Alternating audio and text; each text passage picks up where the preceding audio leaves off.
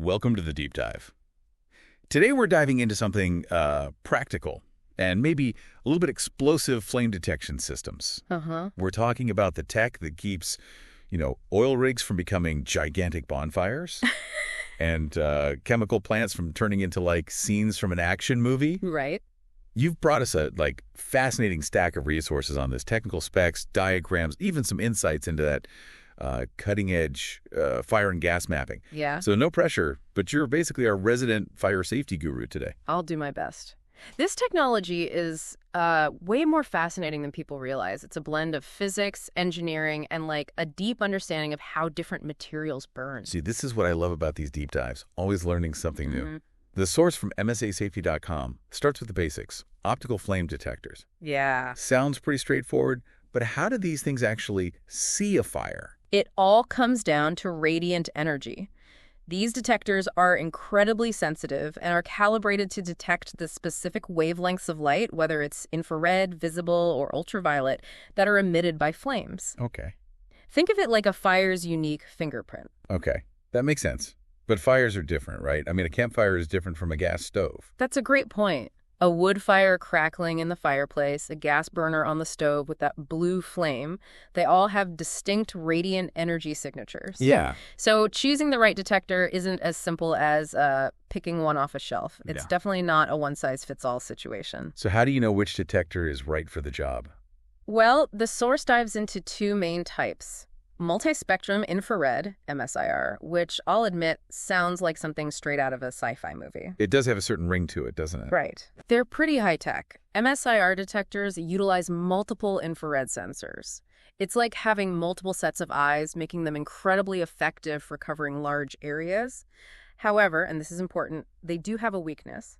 Water, ice, and snow can interfere with the infrared signals. So probably not the ideal choice for an offshore oil rig in the North Sea. You got it. Probably not the best choice for that environment. Now, the other type, ultraviolet infrared or UV-IR detectors, are known for their speed. They use a single UV and IR sensor in tandem to provide very fast detection. But, and there's always a but, they can be a bit sensitive, sometimes getting tripped up by things like dust, oil, or even certain chemicals. Wait, so the oil that's supposed to be there could trigger it? Yeah. That sounds like a recipe for a massive headache, especially if it shuts down operations unnecessarily. And that's why the source emphasizes the need to carefully match the detector to the specific risks of that location. It's also crucial to always check those performance test reports. You want to be absolutely certain that your detectors can handle whatever comes their way. That's a really good takeaway for you listening, especially if you're in charge of safety at your workplace. Don't just assume any detector will do. Do your research, understand the environment, and check those performance reports. No cutting corners when it comes to safety. It's not just about having the right detectors, though, right? Yeah. It's about, putting them in the right places. Exactly. That's where coverage mapping comes into play. Exactly. Placement is key. It's like playing a strategic game of chess, but instead of checkmating an opponent, you're trying to outmaneuver potential fires. And I'm guessing this is one game you absolutely don't want to lose. You got that right. The source mentions two primary approaches, geographic and scenario coverage. Okay. Geographic is like creating a grid system, essentially blanketing the entire area with detectors to eliminate any blind spots. Okay, so it's like a safety net, making sure nothing slips through the cracks. Exactly. But what about scenario coverage? What makes that different? So scenario coverage is fascinating because it's all about getting inside the mind of a fire, so to speak. It focuses on pinpointing the areas where a fire is most likely to ignite based on the specific materials, processes, and potential hazards within that environment. Okay. It's about strategic placement for the fastest possible detection. So instead of just covering every square inch, it's about anticipating where the trouble spots might be and focusing on those. That's really clever. Precisely. And this is where those real-world examples from the source really highlight why this is so important. Because, let's face it, things are never as simple as just drawing lines on a map. You have to factor in obstructions, things like walls, equipment, machinery, anything that could block a detector's line of sight. Right, like having a detector hidden behind a massive metal tank probably isn't going to be very helpful. Unless that tank is on fire. Then you've got bigger problems to worry about. but you're right, obstructions play a critical role. And even with seemingly perfect placement, there's always a need for a backup plan, which is where cross-zone voting comes into play. Okay, now you've got my attention. Cross-zone voting. That sounds intense, like something out of a high-tech thriller. It kind of is. It's like having a safety net for your safety net. Okay. Basically, it's an additional layer of protection where multiple detectors are used to confirm a fire. So instead of just one detector triggering an alarm, you might need 2 or even 3 in different zones to verify it's not a false alarm and to initiate a response, especially in critical situations where you might need an emergency shutdown. Wow, talk about taking safety seriously. So this cross-zone voting, it's not just a technicality. It could be a real lifesaver, especially in environments where even a small fire could have disastrous consequences. You've definitely helped me understand that it's worth the extra investment for that peace of mind. Absolutely, and you've hit the nail on the head about the importance of expertise. Creating these coverage maps, especially for large or complex facilities, is a highly specialized field.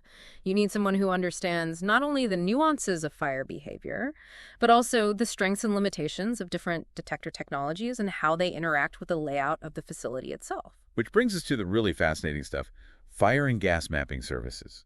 These services sound like they're revolutionizing the entire field. Yeah, they really are. The source mentions that in the past, detector placement was often based on experience, common practices, and general industry standards.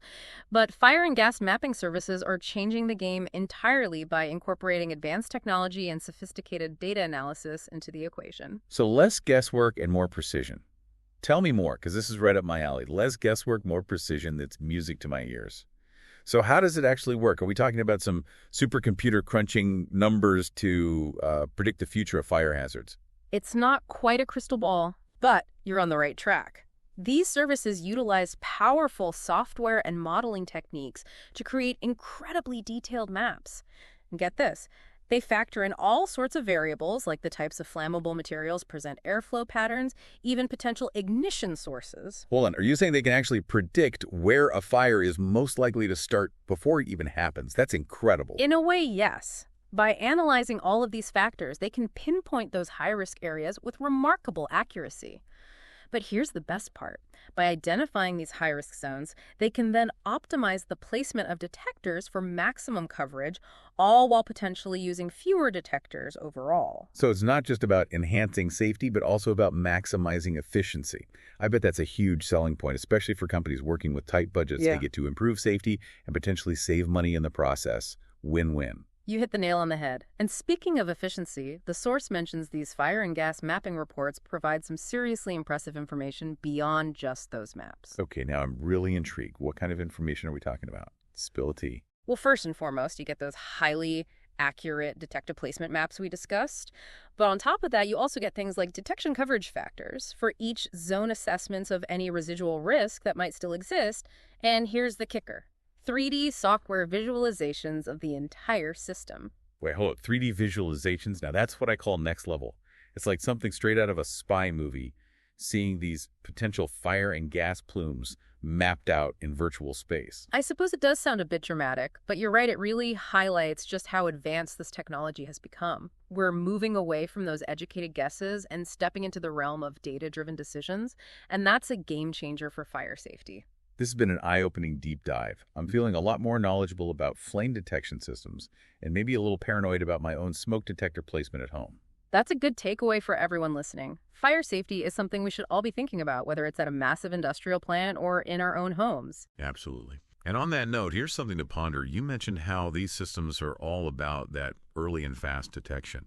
What does that speed mean for the future of fire response? Are we talking about automated systems that can extinguish a fire before it even becomes a real threat? That's something to think about. We'll leave it there for today.